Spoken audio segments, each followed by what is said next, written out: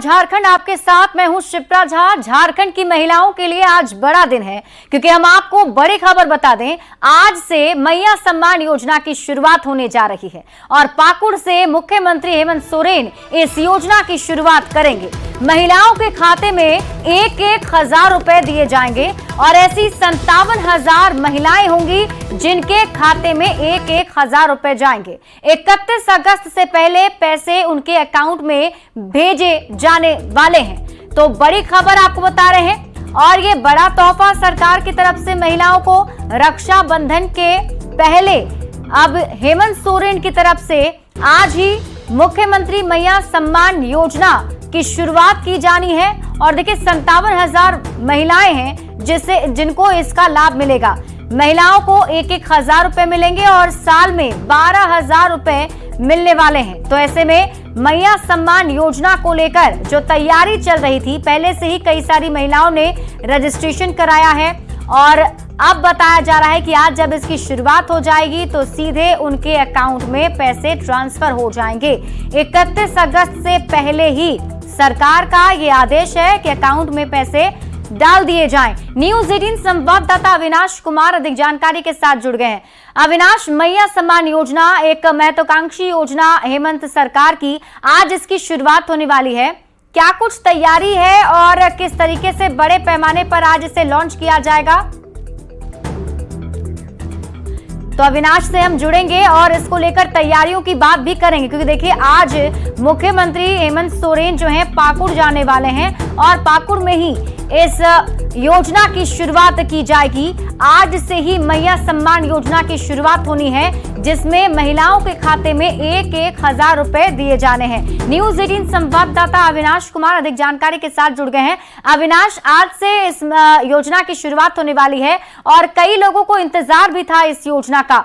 कितनी बड़ी तैयारी आज होने वाली है और क्या कुछ मुख्य कार्यक्रम होंगे? सही कहा आपने। झारखंड की महिलाओं को आज के दिन का इंतजार, खासकर अगर हम इसे संथाल परगना अगर प्रमंडल की बात कर लें तो आज से यहाँ शुरुआत हो रही है। महेशपुर विधानसभा का ये क्षेत्र है और पाकुड़ जिला है। और जिस तरह से 2 दिन पहले ही ट्रायल के तौर पर हर एक जिले, मतलब राज्य के जो 24 जिले हैं, सभी 24 जिलों में 151 महिलाओं के खाते में 1,000 रुपए भेजे गए हैं। तो ट्रायल पूरी हो चुकी है। उस दिन भी मुख्यमंत्री हेमंत सोरेन ने कहा था कि आज तो हमने सिर्फ ट्रायल किया है, देखा है कि कहीं कोई परेशानी तो नहीं हो रही है। जो सौगात है वो सौगात महिलाओं के घर के दरवाजे पर आकर खड़ी है, दस्तक दे रही है और पाकुड़ से इसकी शुरुआत हो जाएगी। जब ये योजना उनके खाते में जाएगी, पैसे उनके खाते में चले जाएंगे। अगर आंकड़ों के हिसाब से भी बात कर लें, जो सरकार ने लक्ष्य निर्धारित किया है, 50 लाख महिलाओं को इससे लाभ देने का लक्ष्य है और 40 लाख से ज्यादा महिलाओं ने अब तक आवेदन दिया है। और उसमें से भी अगर हम बात करें तो 30 लाख से ज्यादा आवेदन जो है वो स्वीकृत हो चुके हैं। मतलब कहीं कोई परेशानी नहीं है। और जिस तरह से झारखंड में जो विधानसभा के चुनाव होने हैं, अब जो हम आकलन कर पा रहे हैं, उसके हिसाब से अगर हम बात करें, सरकार अगर अपने वायदे पर खरी उतरी तो कम से कम ऐसे जितने भी आवेदक हैं उनके खाते में 2 किस्त आराम से सरकार भेज सकती है। इसमें देखना होगा कि सरकार के जो अधिकारी हैं और विभाग जो है वो कितनी तत्पर रहती है। तो योजनाओं को लेकर जो पहले ही ग्रामीण इलाकों में खासकर जो उत्साह देखा जा रहा, हम लगातार इस खबर को अपने दर्शकों तक पहुंचा भी रहे थे कि महिलाएं कितनी ज्यादा इसमें बढ़ चढ़कर हिस्सा ले रही हैं, उनके अंदर कितनी उत्सुकता है। तो अब वो दिन आ गया है, आज से यहाँ शुरुआत। अविनाश, आज पाकुड़ में इस योजना की शुरुआत करने वाले हैं मुख्यमंत्री। क्या समय बताया जा रहा है, कौन कौन से और गेस्ट इसमें शामिल होंगे? देखिए, समय वैसे तो 1:30 बजे का समय है और इससे पहले भी एक प्रोग्राम सीएम का जो गोड्डा जिला में होना है, उसके बाद यहाँ आएंगे। तो हम ये कह सकते हैं कि 1:30 से 2 बजे के बीच मुख्यमंत्री मंच पर होंगे। और जो पहले से निर्धारित है उसके हिसाब से अगर हम बात कर लें तो जो विभागीय मंत्री हैं, देवी की बात कर लें, वो मौजूद रह सकती हैं। इसके अलावा श्रम नियोजन एवं उद्योग मंत्री सत्यानंद भोक्ता हैं, वो रह सकते हैं। कृषि मंत्री जो हैं दीपिका पांडे सिंह, वो आज मंच पर रह सकती हैं। तो इंतजार होगा कि अब से जब सभी आगंतुक आएंगे उस वक्त कौन कौन से लोग मंच पर आते हैं और क्या इस योजना के शुभारंभ के साथ ही कुछ और नई योजनाओं की जानकारी भी दी जाती है। कोई और सौगात, क्योंकि कई योजनाओं का शिलान्यास और उद्घाटन भी होना है, परिसंपत्ति का वितरण भी होना है, तो ये इस समय का इंतजार रहेगा। बिल्कुल इंतजार होगा कि क्या कुछ आज का मुख्य कार्यक्रम होता है और हेमंत सोरेन जब संबोधन करेंगे तो क्या कुछ कहते हैं। बहुत बहुत शुक्रिया तमाम जानकारी के लिए अविनाश। बढ़ते आगे, झारखंड के मुख्यमंत्री हेमंत सोरेन ने कोलकाता की घटना की निंदा की। इसके साथ ही उन्होंने हड़ताली डॉक्टरों से काम पर लौटने की अपील भी की। मुख्यमंत्री ने उम्मीद जताई कि दोषियों को किसी भी कीमत पर बख्शा नहीं जाएगा। सोशल मीडिया प्लेटफॉर्म एक्स पर मुख्यमंत्री हेमंत सोरेन ने लिखा, बंगाल की घटना जितनी भी निंदा की जाए कम है। बंगाल और केंद्र सरकार की एजेंसियां दोषियों को कड़ी से कड़ी सजा दिलाने के लिए प्रयत्नशील है। मुझे उम्मीद है कि दोषियों को किसी भी कीमत पर बख्शा नहीं जाएगा। और इसके साथ ही हेमंत सोरेन ने अपील की, डॉक्टर भी वापस अपने काम पर लौट आए। अब हेमंत सोरेन की अपील पर डॉक्टरों ने भी प्रतिक्रिया दे दी है। आईएमए के ज्वाइंट सेक्रेटरी डॉक्टर विकास ने सोशल मीडिया पर पोस्ट कर कहा, माननीय मुख्यमंत्री जी, डीजीपी को निर्देश देने से कहीं अच्छा है कि मेडिकल प्रोटेक्शन एक्ट लागू करें। पूरे भारत के 24 राज्यों में मेडिकल प्रोटेक्शन एक्ट लागू है, पर झारखंड में क्यों नहीं है? ये सवाल उन्होंने पूछा। इसके साथ ही वो आगे लिखते हैं, हमने मरीजों का ख्याल रखा है, इसलिए इमरजेंसी सेवाएं चल रही हैं। इमरजेंसी में हम लोगों ने डॉक्टर्स की संख्या भी बढ़ा रखी है ताकि आम जनता को कोई दिक्कत ना हो। सिर्फ महिला डॉक्टर की नहीं, सभी महिलाओं की सुरक्षा की बात है। आपकी सरकार ने वर्क प्लेस पर महिलाओं की सुरक्षा के लिए क्या क्या कदम उठाए हैं, ये सवाल भी उन्होंने मुख्यमंत्री से पूछा।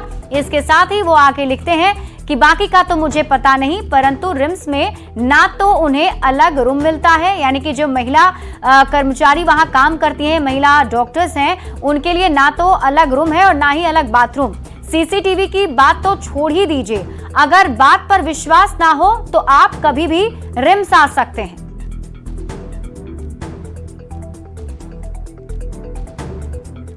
हेमंत सोरेन के पोस्ट को सभी राजनीतिक दलों ने समर्थन दिया है और डॉक्टरों से वापस काम पर लौटने की अपील की है। का हड़ताल और उससे जो जनजीवन प्रभावित हुआ, ये बहुत सोचने वाली बात है। डॉक्टर धरती के भगवान होते हैं और मरीजों का उचित इलाज हो, लोगों की जान बच सके, यही मेन कंसर्न है हमारे सीएम साहब का, हेमंत जी का। और हेमंत जी ने अपील की है। निश्चित तौर पर मुझे पूरा विश्वास है अपने डॉक्टर बंधुओं पर कि उनकी अपील पर एक सकारात्मक प्रतिक्रिया आएगी डॉक्टरों की तरफ से, और एक संवेदनशील मुख्यमंत्री का जो कर्तव्य होता है उसमें कहीं पीछे नहीं हटेंगे। कि हमारे शुभचिंतक डॉक्टर, हमारे झारखंड के शुभचिंतक डॉक्टर, वो और जो भी हमारे ट्रेनर हैं, वो अपने काम पे लौटे, नर्सेस काम पे लौटे और झारखंड की जनता के हित में उनकी सेवा। देखिए, कोलकाता में जिस तरह से घटना हुई है वो देश को शर्मसार करने वाली घटना है। समाज इसको परमिट नहीं करता है। राज्य में भी डॉक्टर, स्वाभाविक सी बात है, उनके एक सहपाठी की, सहयोगी की हत्या हुई है, जघन्य अपराध हुई है, बलात्कार हुई है, तो लोग आक्रोशित रहेंगे। हाँ, लेकिन ये भी देखना है कि आंदोलन करते के साथ में ये किसी समाज के किसी पेशेंट हो, मरीज हो या किसी बहुत इमरजेंसी हो, वो प्रभावित नहीं हो। हम अपील करेंगे कि आंदोलन करते रहे लेकिन साथ में मरीजों को भी सेवा करते रहे। कोलकाता में ट्रेनी महिला डॉक्टर के साथ हुए रेप और हत्या के खिलाफ लोगों में उबाल है। धनबाद के सुदामडी रिवर साइड लाल मैदान से बीजेपी के बैनर तले युवाओं ने कैंडल मार्च निकाला। 2 मिनट का मौन रखकर आत्मा की शांति के लिए ईश्वर से प्रार्थना की और दोषियों को कड़ी से कड़ी सजा देने की मांग की गई। हम लोग निकाले हैं कलकत्ता में जो महिला चिकित्सा कर्मी, जो लेडी डॉक्टर थी, उनके साथ दुराचार और निर्मम हत्या के विरोध में आज हम लोग विरोध मार्च, कैंडल मार्च निकाले हैं। और हम लोग देश की सरकार से मांग करते हैं, ममता बनर्जी से मांग करते हैं कि उनके हत्यारों को पकड़ के मैंने फांसी की सजा दी जाए। इंसान तो बोलते रहे, सरकार बोल रही है बेटी पढ़ाओ बेटी बचाओ, बेटी पढ़ तो रही है लेकिन बेटी बच नहीं रही, उनकी सुरक्षित नहीं है। तो हम लोग चाहते हैं कि उनको जल्द से जल्द न्याय मिले, जितने भी है उसमें दोषी सबको सब फांसी की सजा होनी चाहिए।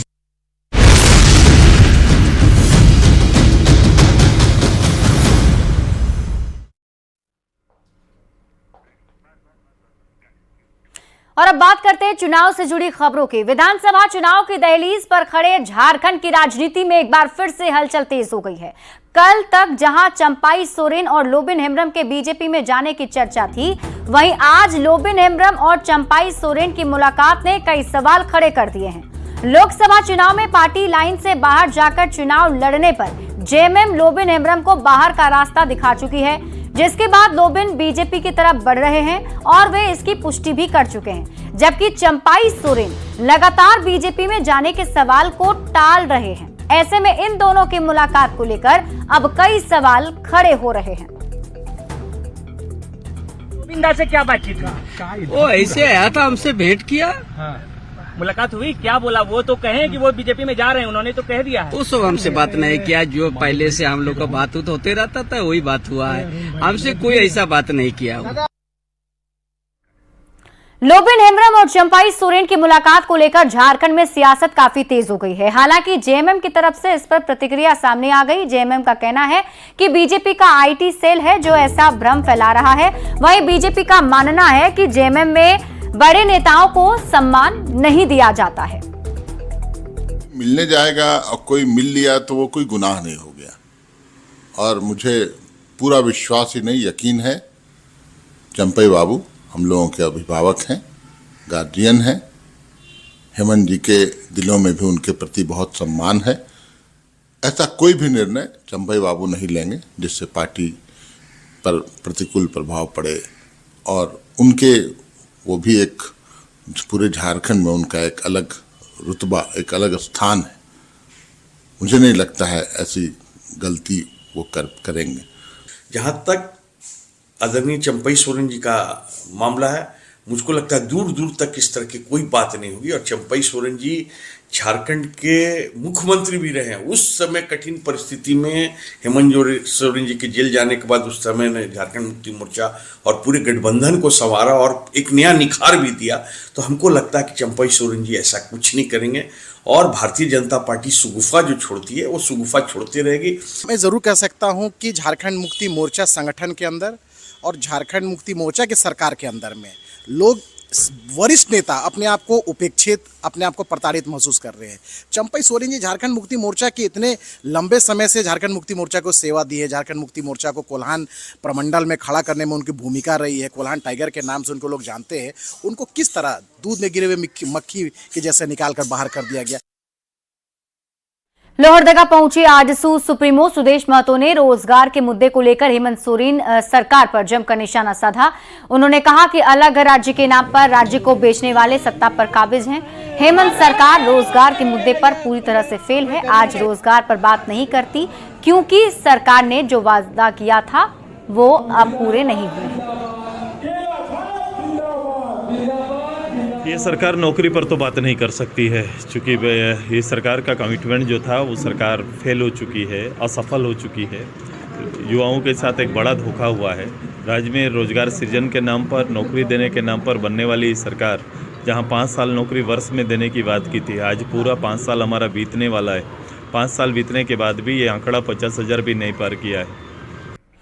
चाईबासा के जगन्नाथपुर में बीजेपी ने हेमंत सरकार के खिलाफ घंटा बजाओ सरकार जगाओ कार्यक्रम किया, जिसके तहत बीजेपी कार्यकर्ताओं और नेताओं ने अनुमंडल कार्यालय का घेराव किया। और इस मौके पर सांसद गीता कोड़ा ने हेमंत सरकार पर युवाओं से वादा खिलाफी का आरोप लगाया। तो पूर्व सीएम मधु कोड़ा ने भी कहा कि जनता अब जाग चुकी है, इनके झांसे में आने वाली नहीं है।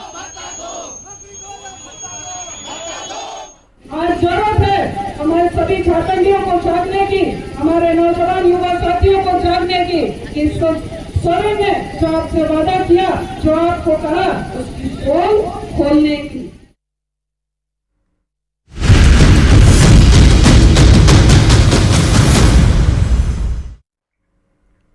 धनबाद में कांग्रेस का प्रधान कार्यालय पिछले 13 साल से बंद है। जिला परिषद की जमीन पर बने इस भवन को कोर्ट के आदेश पर सील किया गया है, लेकिन कांग्रेस विधायक अनूप सिंह का आरोप है कि जिला परिषद की अध्यक्ष बीजेपी की हैं और वो इस भवन को खुलने नहीं देना चाहती हैं, जिस पर जिला परिषद अध्यक्षा ने पलटवार करते हुए कहा है कि अनूप सिंह को मामले की जानकारी नहीं है। जब मामला कोर्ट में है तो कोई उसमें दखल नहीं दे सकता। इस मामले में बीजेपी ने भी जवाब दिया और कहा कि सरकार उनकी है, मंत्री उनके हैं, फिर भी भवन को गलत तरीके से बंद रखने का आरोप बेबुनियाद है।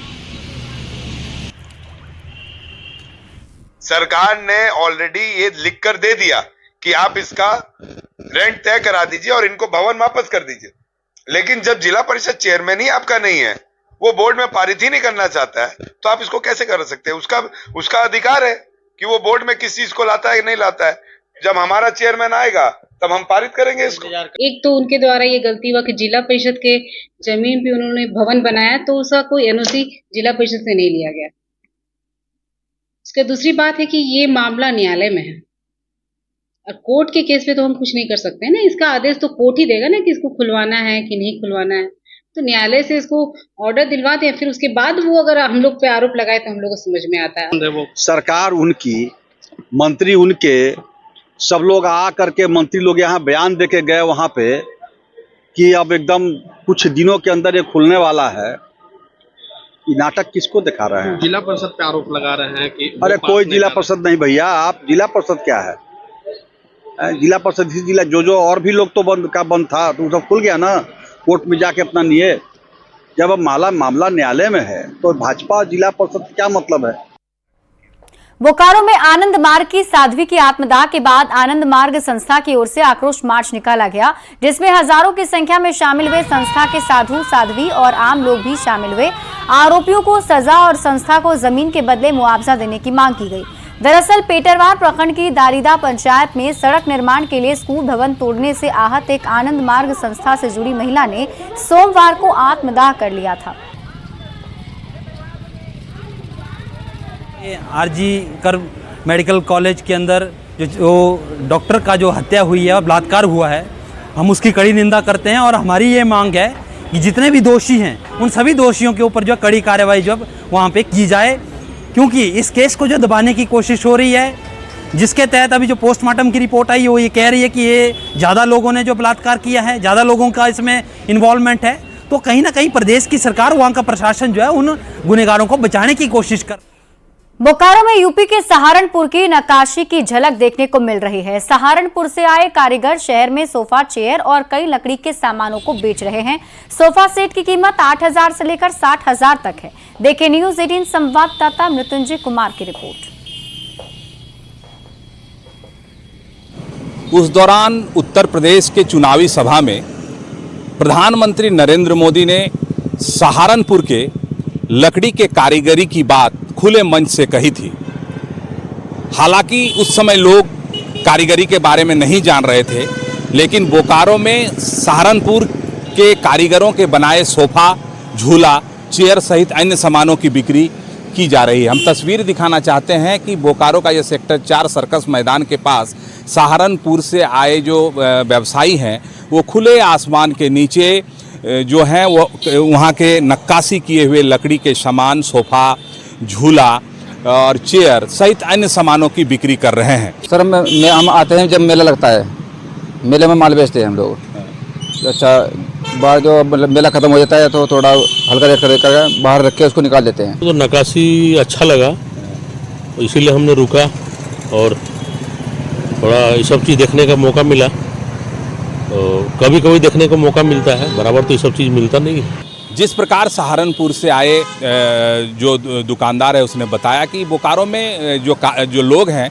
इसको पसंद करते हैं और हम लोग इसकी बिक्री भी करते हैं, और जिस प्रकार से हम लोग बाहर मेले में लेकर आते हैं अब इसको हम ले नहीं जा सकते हैं, इसीलिए ये लोग जो हैं कम कीमतों पर इसकी बिक्री कर रहे हैं और इनकी परेशानी जो है इन्होंने बयां की है, लेकिन इनकी समस्या भी बहुत है। लेकिन बोकारो के लोगों को सहारनपुर की नक्काशी किए हुए लकड़ी के सामान जरूर वो लोगों को बोकारो में ही उपलब्ध करा दे रहे हैं। मृत्युंजय कुमार, न्यूज़ 18 बोकारो।